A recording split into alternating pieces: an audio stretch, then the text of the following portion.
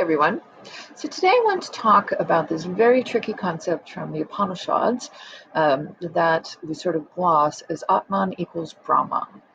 So I'm going to delve into a very weird metaphor here, but just stick with me. All right. So remember, Atman is that little piece inside of you that is part of the big is, right? And Brahman is the big is. Okay, so the big is, right, is undifferentiated, right? It's completely whole. It makes no sense whatsoever to say, is Brahman tall? Is Brahman short? Is Brahman good, right? Because it's infinite, right? And infinity doesn't have little, cages like that. So the answer is yes, right? The infinite is everything. Okay, so if you will, could imagine an infinite fish tank for me, and that is filled with, big is water. Okay. Now, from that fish tank, run down multiple, like dozens, of crazy straws. Okay. So this one's red and it zigs and zags, and that one's blue and it goes like that, and that one's orange and it goes blip, blip, blip, blip, etc. So these are the gods. So the water that goes through these crazy straws is the same as the big is. However, they have characteristics, right? You can ask, is Krishna blue? And the answer is yes, Krishna is blue. And you can ask, is Parvati, the color of honey? Well, yes, she is the color of honey, right?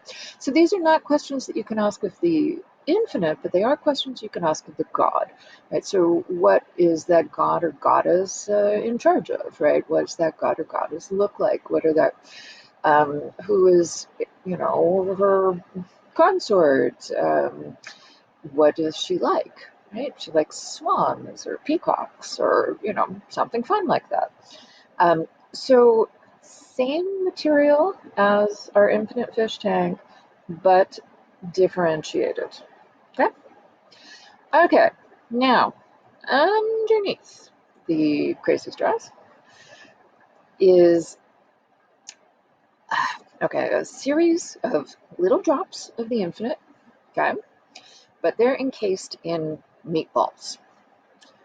That's us. We are the meatballs. And the thing with the meatballs is they love being meatballs. So we have to really, really search for the Atman, right? That little tiny piece of Brahman inside of us, because our embodied lives are so attractive in so many ways, right? We like being caught in this fake world, right? We enjoy being embodied to a great extent, right? Things like bubble bobs and chocolate, right? Those are fun, right? We like that. So the distractions of meatballness get in the way of recognizing that piece of Brahman, which is Atman, inside of each of us.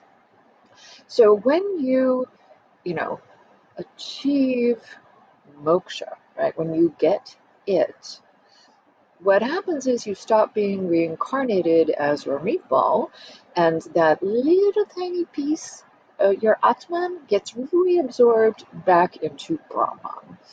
And someday, absolutely everybody, including the gods, will be reabsorbed back into Brahman, and there will be no more worlds, right? There will be no more differentiation of any sort. That's bazillions of years off, right? But that is sort of the theoretical end game. So, not individual, right? You don't continue as you in any way, and in fact, you've been so many people. What you would you even be? So, that's Americans have a hard time with things that are not individual.